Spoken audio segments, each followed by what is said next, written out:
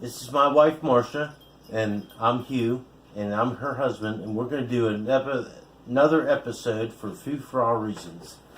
Tonight we're going to do a pumpkin cheesecake appetizer or dessert, and we're going to also do a Cornish hen stuffed with figs and dates, prosciutto with cider jus and sweet potato hash.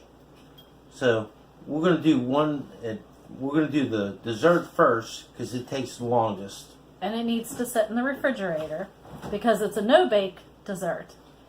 And if you guys like the video, you can check us out on Facebook. We have a Facebook page for Food for All Reasons Farm and Chef Service.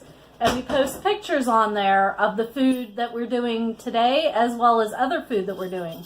So check us out. So we're going to make some pumpkin cheesecake. It's no bake. And we're going to do 4 ounces of cream cheese, but also the pumpkin, the spice pumpkin that my wife made. And we're going to just scoop it out. And you guys can watch that video. I did a video on roasting pumpkins. So you can look it up on YouTube and you can watch that video of me roasting the pumpkins.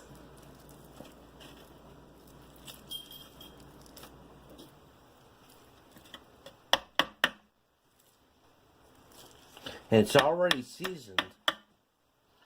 So once I do it and I puree it and I add a little thickener to it, which is Jello, it'll be great. And you're going to put some of the vanilla sugar that we make in it. We don't need much though, because it's already rich and it's already going to have flavor. So we don't need to do very much to it, because my wife already seasoned the pumpkin, and I don't worry about throwing that away because I'm not going to throw it away.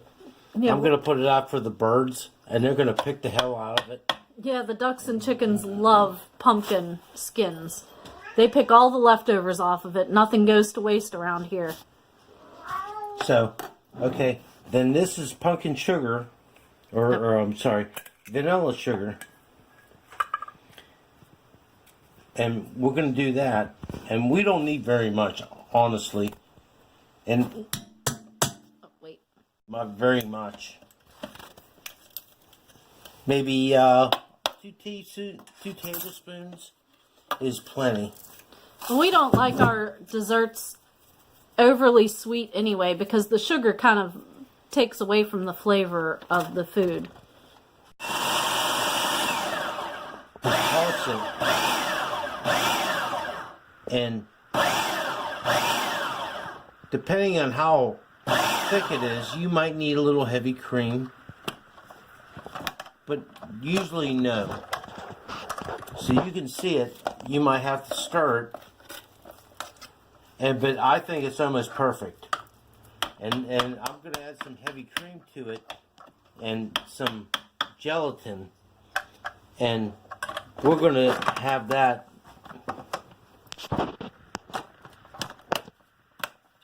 And it'll be fine.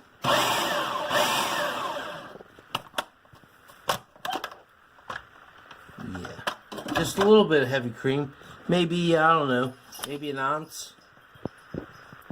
You still want to be creamy, but you don't want to be too much. I mean, because then it'll be runny, and when you put it in your refrigerator, it'll run. And what you want to do is you want to be able to set it up. And saying is,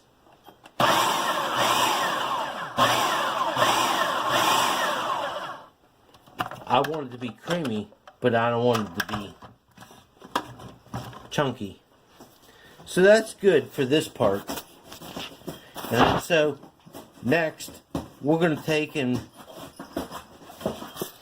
the stuffing, and it's a base, but when you put it, it's loose now, but when it gets in the refrigerator, it's going to set up.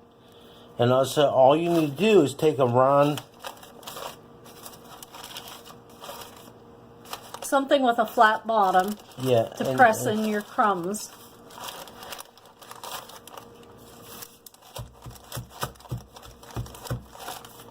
And it'll be perfect. So we're going to do this one next.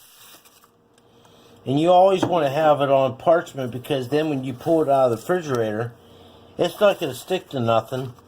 It'll be perfect. And then that when you put your filling in it,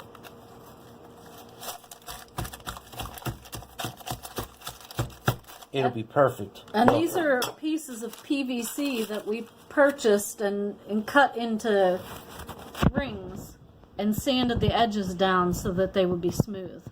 And they're good for you because you're not heating them up, and it's good for something that's going to be cold.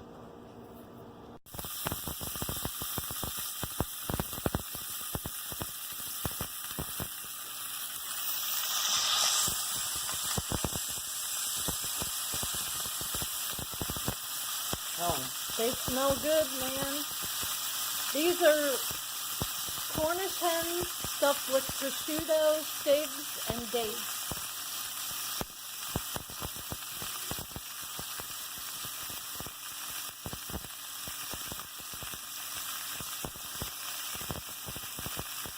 And Hugh is working on getting a little bit of color on them, searing them, and then they're going to go in the oven to finish. And we're going to make some sweet potato hash and work on our caramel for our pumpkin dessert.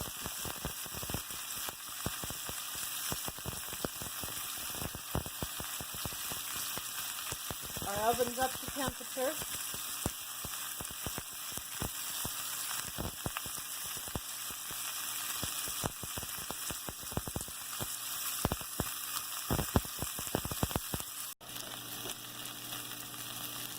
There's the sweet potatoes, bell peppers, and onion for the sweet potato hash. It smells delicious.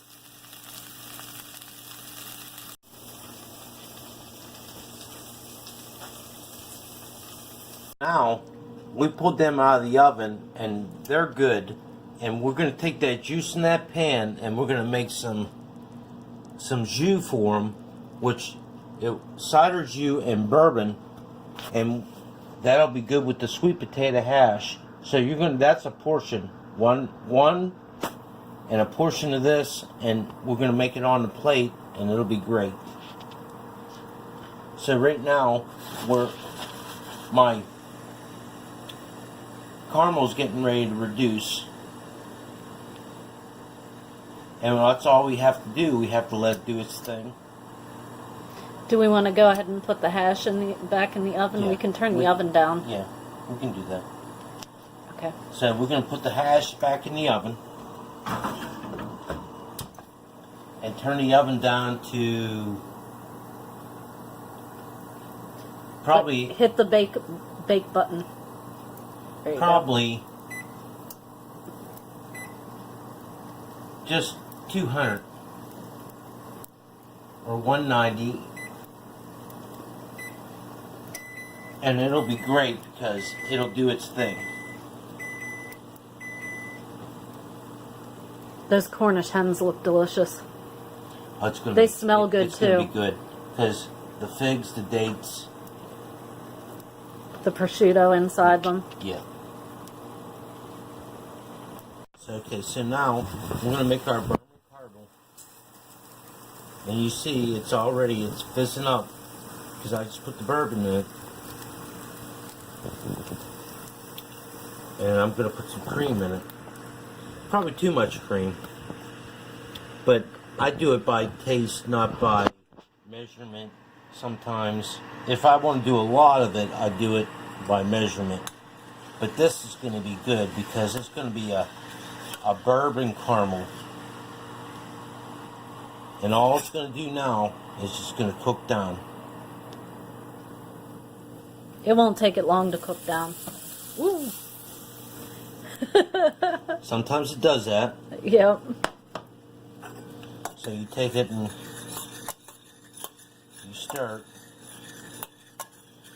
And I didn't really caramelize the sugar, which I should have, but it's okay because I'm dealing with, you'll see the color of the cream, and it's going to do the same thing.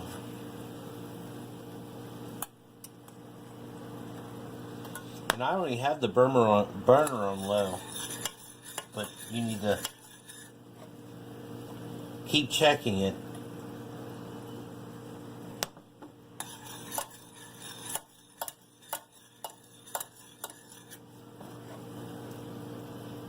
Because I just don't want to spill over on the stove. Otherwise, you know. Yeah, I don't want to have to clean that mess off the stove. It's okay.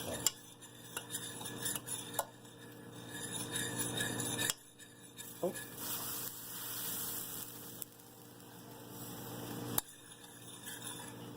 You see, there's really not much there, but it's getting that.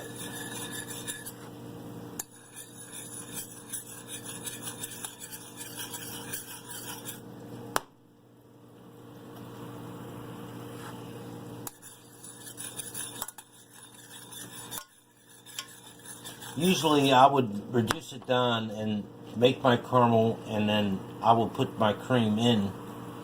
But I did differently this time because, see, now it's good. You can really smell the Jim Beam. Yeah. Now it's good. And I have it on low, and all I have to do is keep stirring it. So now it's going to be some really good bourbon caramel. Bourbon, heavy cream, sugar, and water.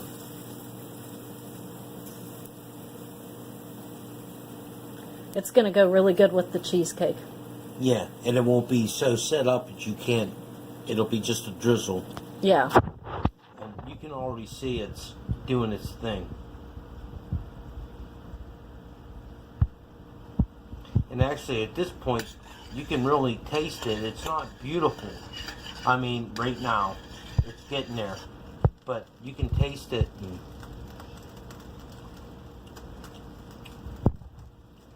it is what it is. It's bourbon caramel.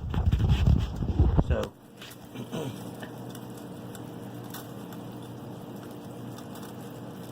and it's going to get colored. Yep, it tastes like bourbon caramel. And it's going to get colored. It's actually really good.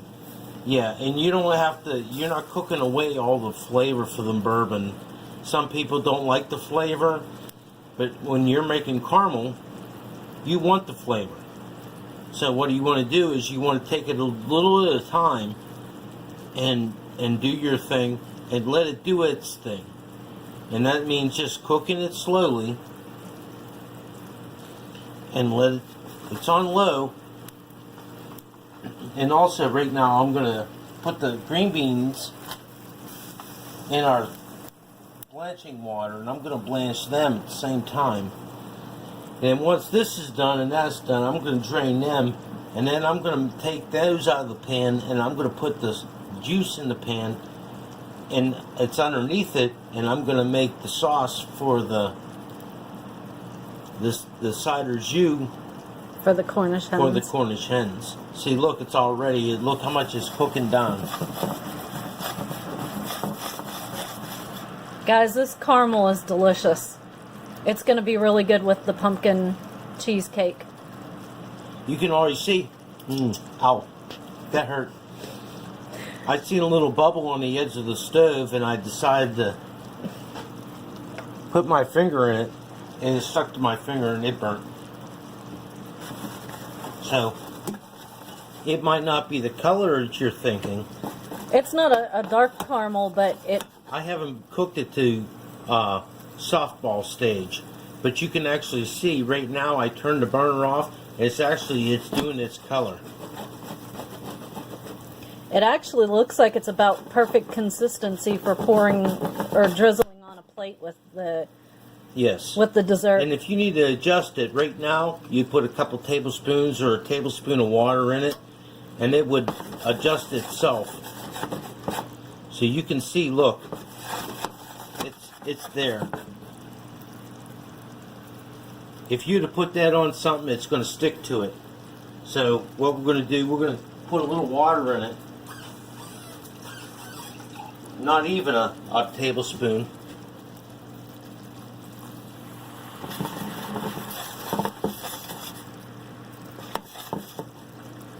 And it's going to adjust it. And look, the color.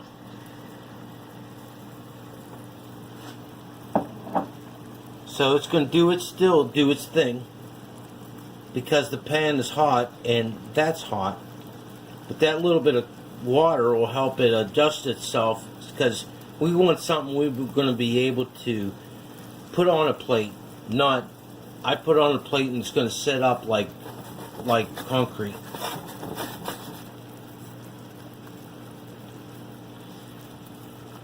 And so the green beans are done already. Juice from the Cornish hens, and we're going to make some cider jus. And actually, I'm going to thicken a little bit. Jus is not thickened. Jus is just a natural reduction. But you can see look, the bubbles in the pan, meaning it is really reduced already. So I'm going to just take a little bit of flour, maybe, not even much, maybe a tablespoon. And the same spoon, I'm going to put the jus in the pan, or the stock that my wife has made. And you can see it. And if you could smell it, you would know. Yeah, maybe just a little bit more, another tablespoon or less. And so you can see it. I'm making a nice roux. So we're going to do that, and then we're going to put our bourbon or our cider in the pan, and look at the color of it. And you want to cook it a little bit, because you want the flour to cook the starch out of it. And you see that, and that's good. So we're going to take, and now we're going to take my wife's homemade beef stock and veal stock, and she don't want me to use the bottom because it's all the sediment, but actually it's actually going to be really good, I think. And I just need to do that. Yeah, I just wanted you to use the top. clear stuff from the top. But that's okay. It's going to make good look already. And then we're going to put some cider in it. Some apple cider. And you can look already. And it don't need much flavoring, I'm sure. It'll be very good. And you don't even need much. I'm going to make enough sauce for 3 in this pan. And all we need to do is just cook it now. Is reduce it. And I'm going to turn up the burner a little bit. And you can see that it's like home style. It's like your grandmother and your grandpappy made. And they made milk gravy in a pan. But I did it, and I took it, and I made it fine dining. Because once you see this, and once you put this on a plate with your Cornish hen, people will wonder, where the hell did you get that sauce from? Because you can already see it's shiny, and it's getting all the juice, all the layer. You see it start to bubble, and you know you got enough. You don't need no more thickening. Actually, you might actually have to turn it down a little bit. And that's all you really need to do. See, look at it. That's perfect. Maybe a pinch of salt, pinch of pepper. And I'm going to turn it down because I don't want to get too thick. If I need to adjust it, I'll put a little bit of more wine, white wine in it, or I'll put some water in it. And you can go and even just add a little bit more cider.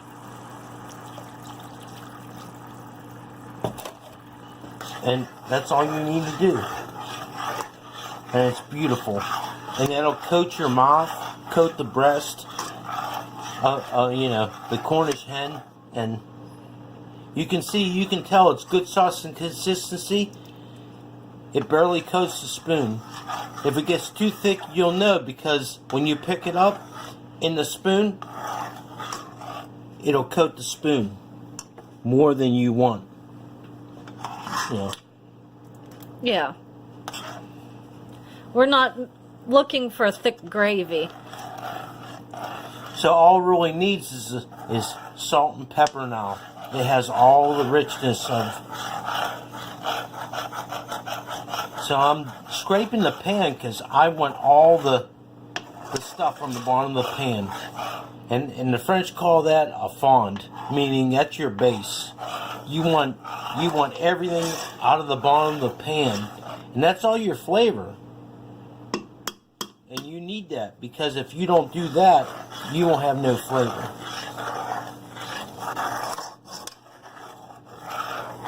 Recording? Yeah. Okay. So now we're taking, we've made sweet potato hash, which is perfect for this time of the year.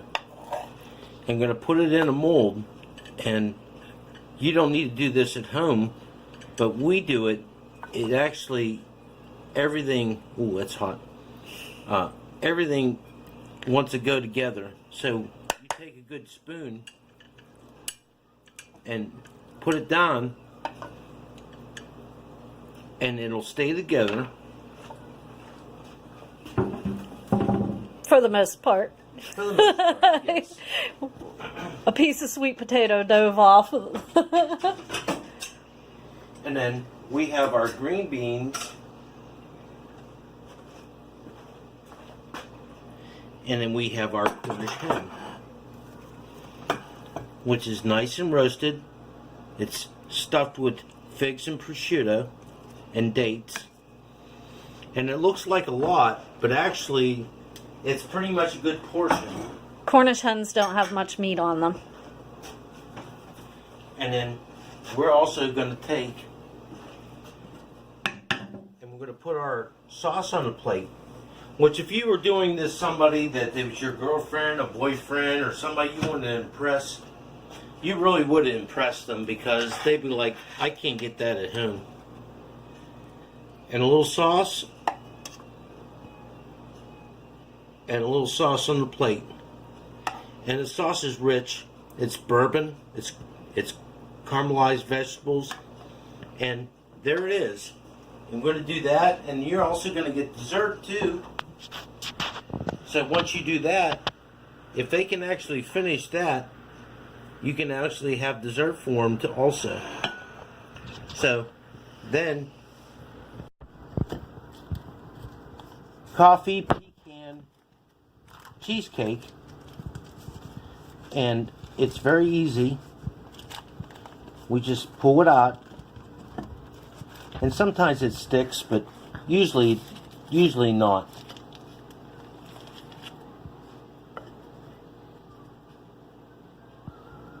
And you have your crust. It's a sugar snap crust and coffee. And you see, you get a little crust, but that's okay. That's part of it. That's what's good. A little bit of bourbon caramel, which isn't very dark, but you don't want it to be dark, because if you take it too long, it tastes burnt. And we do that, and it's rustic, but it's okay, because, you know, if you're feeding it to your loved ones, honestly, by the time you feed them that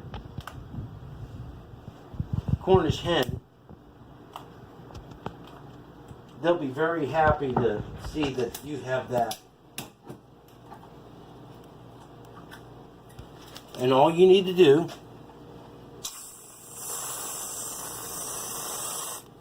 a little bit of whipped cream and a little bit of lemon zest.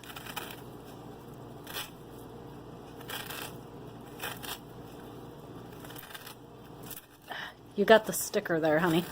You're really getting a lot, but you're not. It's got a lot of mouthfeel, a lot of richness, but it's not really that much.